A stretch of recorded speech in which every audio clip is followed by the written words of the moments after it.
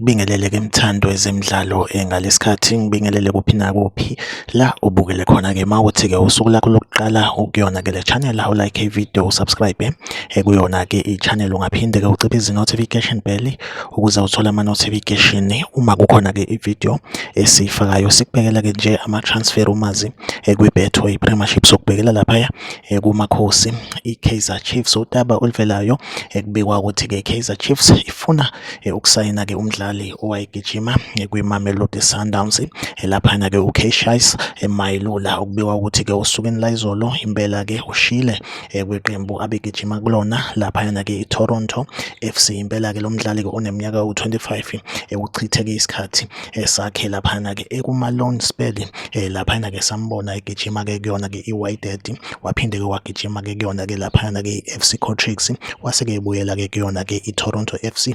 Nakho-ke sekuvela-ke indaba zokuthi-ke impela-ke useyishile laphayana-ke i-Toronto FC. Njengamanje-ke usekwi-free agent i-Kaizer Chiefs iyona club njengamanje-ke efunayo ukuthi-ke isayine yena-ke laphayana-ke uCassius Mayilula kulona-ke leli windi lama-transfers. Amakhosi-ke siwasifisela inhlanhla ukuthi-ke iy'ngxoxo zabo naye-ke lo mdlali zibe yimpumelelo. Iyona update engiphethe-ke njengamanje, like i-video usubscribe kuyona-ke i-channel. Mina nawe ahlangabezane kwi-video elandelayo, nisale kahle.